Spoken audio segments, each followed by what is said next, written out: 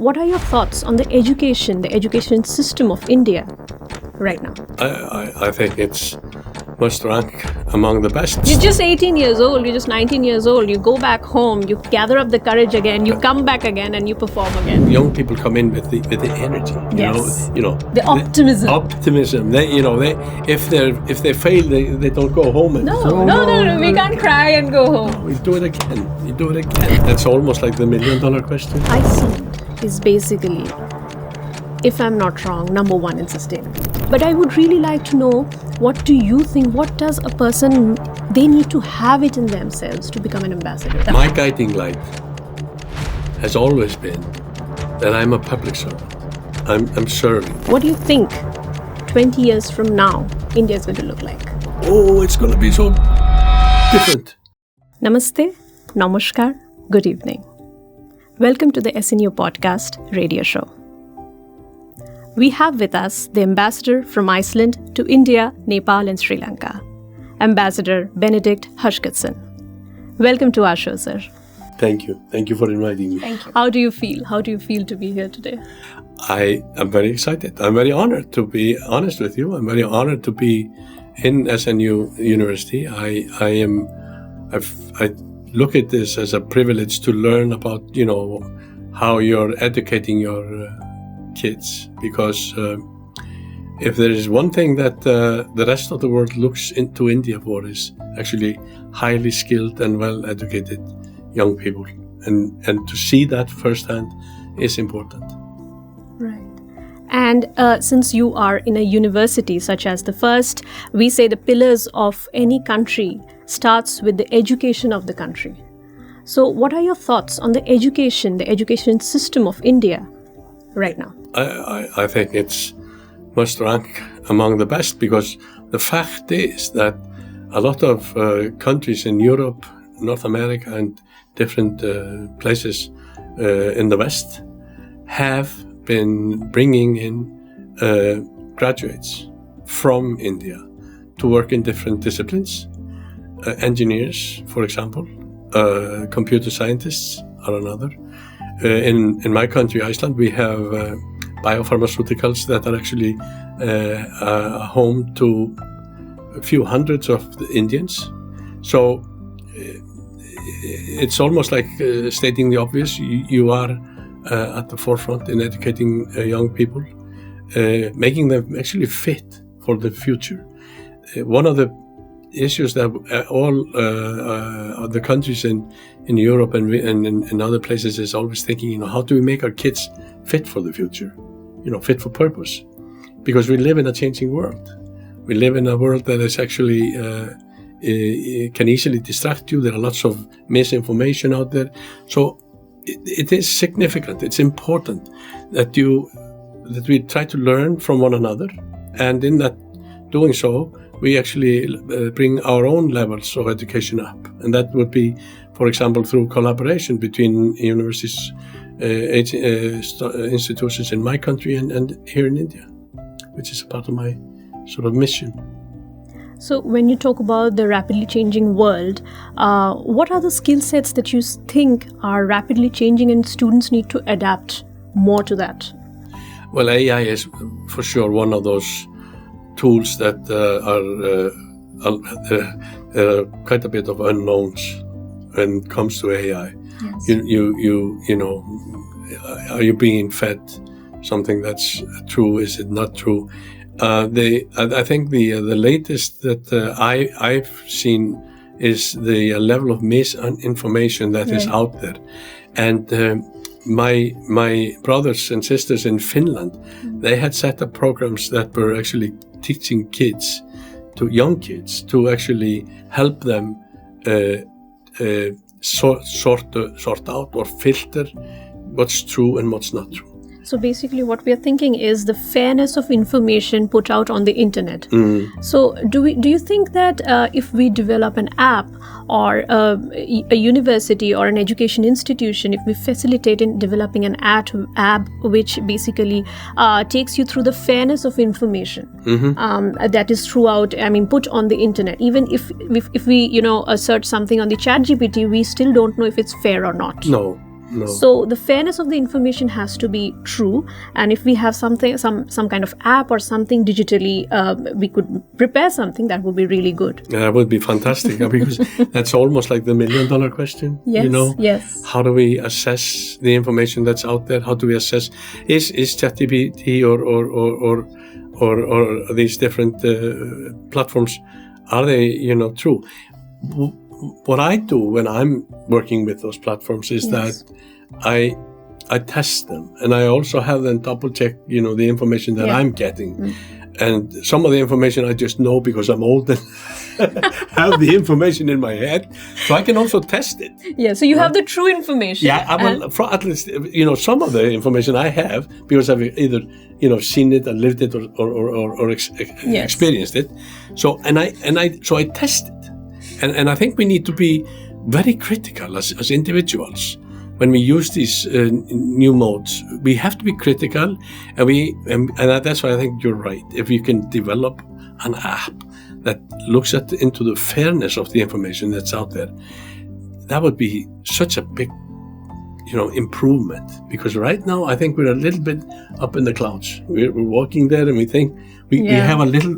There are not too many things. A lot of information is there. A lot of confusion is there, and somewhere within our quest to acquire the truth, we get lost. Yes. So that's something we need, and we also, since we have this podcast as students, we have a very nice engineering setup in Sister Nivedita University, a department which is full-fledged and running. We also have now a homework to do that we could develop an app if we can.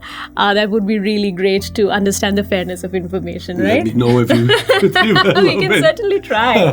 Since we have such good faculty, administrative staff, and students, we can certainly try. I mean, trial is only the thing that keeps us going, right? That's what science is all about. Yes. It's Keep a trying. trial. Keep if trying. you fail, you do it again. Keep until trying. you have to try, and that's, I think that's also the part of where the young people come in with the energy. The optimism. They if they fail, they don't go home and No, we can't cry and go home. No, we do it again. You're just 18 years old, you're just 19 years old, you go back home, you gather up the courage again, you come back again, and you perform again. Now I say like Indian, correct. So we have, since we are discussing students now, we have a heavy pool of students in India, in our university, and certainly in other universities as well, who actually want to be ambassadors. And that is, yes, of course, a far-fetched dream. And that is, of course, comes with a lot of work, hard work, and perseverance. But I would really like to know, what do you think? What does a person, they need to have it in themselves to become an ambassador? My guiding light has always been that I'm a public servant. I'm serving my people. I'm working on their behalf. I represent my country as a diplomat, as an ambassador. So, never lose a sight of that you are a public servant, meaning that I'm serving my people. And in so doing, I'm interacting with you on their behalf. Yes. If you can keep that at the sort of in your head, I think you will do fine, because there are so many things that will distract us from reality. It's life is can be a little bit complex in the sense that different posts, different countries are different, or treat diplomats differently. Yes. For me, it's a pure privilege to be the ambassador to India for Iceland, but I'm here representing my people. If you keep that in mind, or if I keep that in mind, I'll be successful, I think. Once you lose that, that's when you lose the connection for why I'm here.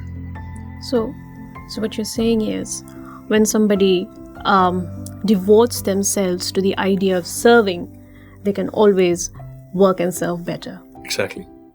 Exactly. To all the students who want to be ambassadors, their first step towards this particular work is the act of serving. Yes. And it starts from their locality, their neighborhood, their country, and then it goes on, right? Exactly. I was talking to other students here about the climate. climate is all our responsibility. Right. So if we all make it our responsibility, we will succeed. But we have to look in the mirror. We have to see ourselves first. Right. I cannot just expect you to do things and then not pull my own weight. We have to do it together. And the public servant is that, in that sense, I'm here doing it for the public. Right. I'm not here for myself or my or someone else. It's for the people. So kids need to think that way, and they have to be honest about it. Once they are honest about what they're trying to aim, what they're going for, and then I think they will succeed, and most of them are succeeding. So there's no need to be other than just really optimistic. So I was coming to that. Climate change, and you have been an activist for climate change for more than 20 years now, if I'm not wrong. Yes. So climate change, if you see it 20 years ago when you were doing it, it was a very alien concept to us. Yes. It was something which was not real. Yes. It was there as a concept, but we as people, we were not actually aware of the concept. No. So now that it has become really real to all of us, what do you think is the absolutely non-negotiables that we should adopt right now to basically stop it? We can't stop it, amazingly. There's something that we have to accept that we can't. We have started something, we cannot stop yet, but we can obviously slow it down. So what do you think immediately we should do to basically slow it down? I think the single biggest component of resolving the climate crisis is what we refer to as the energy transition. We really need to stop burning fossil fuels, full stop, period, and we have to rely on local, renewable, clean resources. The energy transition is the single biggest factor. That in itself is though not going to solve it. So we need to support every action that's being taken in India, in all countries, towards transitioning the energy systems into clean energy. You have done it. You are doing it. Yes. We are supporting it. Yes. Lots of countries are supporting it. The multilateral infrastructure is also supporting you and others. We need to continue that. But we also then have to look inside ourselves and say, how can I do? What can I do? What can I do? And there are things that we can do in our daily lives that actually will be helpful in stopping some of the pollution, because pollution is also a part of this. The way we work, the way we consume, we are not really necessarily the best consumers, especially we in the West, I would say. But there are many little things, but the single most important thing is SDG 7, Sustainable Development Goal number 7, sustainable energy for all. Leave no one behind. Let's do the transition. If we can do the transition, I promise you we will tackle this. Iceland is basically, if I'm not wrong, number one in sustainability. Yes? It's fairly, yes. It's high up there. Yes, it's high up there. And we as a country, we are trying. Yes. We're trying our best, and in many, many sectors, we're trying our best so that we can actually level up to the expectations of the world. So, in what sectors do you think we can do better, and we should do something immediately in terms of sustainability? I think the main thing is to continue the transition, the energy transition that is underway. I think that's important. And that's by using all technologies available, Yes. That's one. The other thing is that India has very large, hard to abate sectors that are big polluters. Yes.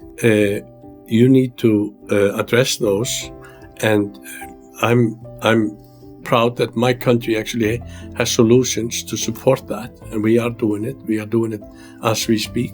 So that's another one. And then we need to. There's this whole for India. It's the infrastructure build-up. You are developing. You're on a really fast trajectory towards development. Yes. With it comes new infrastructure that needs to be built. That needs to be, state of the art, taken into account. It cannot be a polluting infrastructure. It needs to be a clean infrastructure. So it's like those sort of fundamentals that have to be taken into consideration, in my opinion. So India is, of course, it's building its infrastructure, clean, sustainable energy, and we would always want to collaborate with Iceland and the countries who can actually guide us, lead us to this, epitome of clean energy. So, this is the 21st century, and we're all suffering with digital mania. So is the youth, and so is not the youth.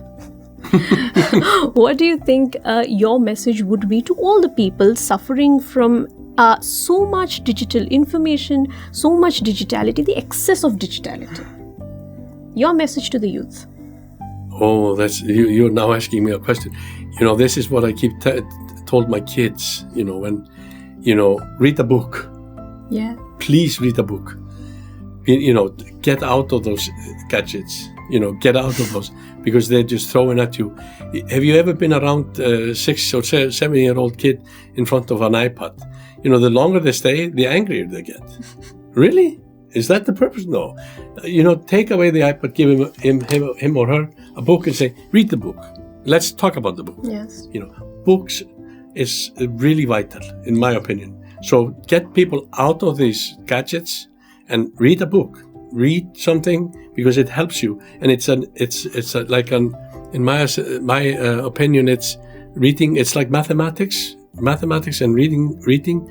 These are sort of exercises for your brain. Yes. Help your brain to actually then begin to work with all this information, and whether it's misinformation or what. But do math, do reading, normal reading. Stop. So I think that's one of the things that's so important. Especially when you're bringing up young, children. When you're bringing up young children, have them read a book. Don't give them the gadgets. Let them come later.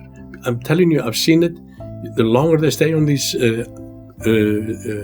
gadgets, whether it's an iPad or whatever, the angrier they get. How is that possible? And they're looking, because their brain doesn't need to do anything. They don't have to do anything. Because it induces more anxiety. Yeah. Because we can't focus and we cannot have a concentration power more than 30 seconds because we keep, watching reels for 30 seconds. Yeah. So our, basically the focus and the concentration power has gone down. Yes. And also, to take a thread from what you said, what happens is most people have gone to listening to audiobooks, which is from Kindle and from other sites. Yeah. So what are your thoughts on listening to audiobooks? It's better than doing nothing like that, but what you need to do is you need to actually read the book, actually handle the book and turn the pages, and it's good to stop and think and go back.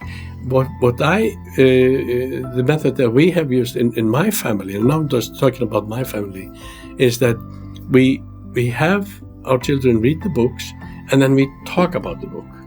Okay. And then we come together and we talk about the book. So we talk about the content and about the stories and whatever. So you get them to discuss. So basically you discuss about the book and then build more interest and intrigue. Yes. Because everybody who has been in an airplane knows how nice it is to put on a book and fall asleep. But you fall asleep. Yes. I can guarantee it. Yeah, you'll fall asleep. So I can't say that's the solution. Read the book. It's not the solution. No, it's not. So read the book and just do exercises for your brain. We need to do exercises for our most minds. Most of the time I have felt like our minds have gone to sleep. Yes, I think it's a big part of it. It's a big problem. It's a global problem. It is. It's a global problem. It is. And by reading, by exercising, and by writing, I think we can energize. Yes, that's a good point. Actually, also the writing bit, actually. Yeah. You have a family. People might not have the agencies or the families to discuss the books with. They can write it down. That's actually, you're absolutely right. And that is actually a third pillar into this, Write it down, write your thoughts, put down the questions that you may have. Yeah. Go back. Then it is, not only is it good for your brain, it's actually fun. It's fun. It's fun. It's fun. So if you like the books, it's fun. Trust me. If you like the books, it's fun. Yes, exactly. If you're reading self-help books, it gets boring. Yeah, it gets boring. Yeah, I remember falling asleep With self-help books, it helped you sleep. At least it has done one task. Exactly. So we are at the last fag end of our podcast radio show, and this is going to be really fun. So, coffee or hot chocolate? Coffee. Coffee. One Icelandic word every student should know. Samband. Samband. Samband. Samband. Together. Oh. Together. Together. And one book you'd recommend to young leaders. I recommend any old, good novel Indian, because I have my favorite book is an author. He has written few of them, so there are more than one, but all of his books take me back to, you need to understand where your parents came from. Your roots. Your roots. So the book that takes you to your roots, read that book. Yes. I don't know why I'm pointing finger at people. No, it takes you back to the person Yes. that you are. You've come a long way. Yeah. Your parents have come a long way. Yeah. And you need to remember who you are. That is going to help you stay connected. Yes. Right? Right. And one ritual you think India might adopt from Iceland that is so close to your heart. We have this funny way of approaching when we have difficulties. We will say in Icelandic, "Þetta reddast." And there is no direct translation for it, but the meaning of it is, we'll tackle it. We'll tackle We'll do it. We'll do it. We'll do it. We'll do it. Þetta reddast. It means there's no problem too big that you can't solve it. Right. So take that, always just you meet somebody and there's some problem and they will say, "Þetta reddast." Þetta reddast. We have it in Hindi also. We said kar lenge. Okay, wonderful. Kalinge. Kar lenge. Kalinge. Kar lenge. Okay. We don't know how, Yeah. but we'll do it. We'll do it. We'll do it. Kar Þetta lenge. reddast. It's a problem. It's a problem. It's a problem, yes. It's a problem. But yeah. Kar lenge. Kar lenge. See, we found it. Samband. Kalinge. Kalinge. Samband. You know that word? Yeah, they know it. You know the word? That was the word that your Honorable Prime Minister and my Prime Minister actually, they connected. Yes. When she jumped on the word and said, "This is Icelandic." And it means together. Together. Yeah. Yes. We've seen it. And what do you think 20 years from now India is going to look like? Oh, it's going to be so different. So different? I've been here 2 years and it's different. In what 20 terms? years? In what way? terms? Yeah. Everything I see, the way you approach things, how everything is moving forward, the determination you see from people, from every day, people that I see every day, people from your leadership, the determination is there. There is just something happening in your country that I admire deeply, and I've been a part of India in some sense for a long time when Yes. nothing was happening. Yes. So I've seen it, and in 20 years, it's going to be a country that a lot of people are going to want to go and live in. It's going to be an extremely dynamic country. It's going to be beautiful because your multilateral. What do you say? Your diversity, Yes. in my opinion, is your strength. Yes. That's your strength. Yes. Sometimes people are questioning this diversity in different countries. This is your strength.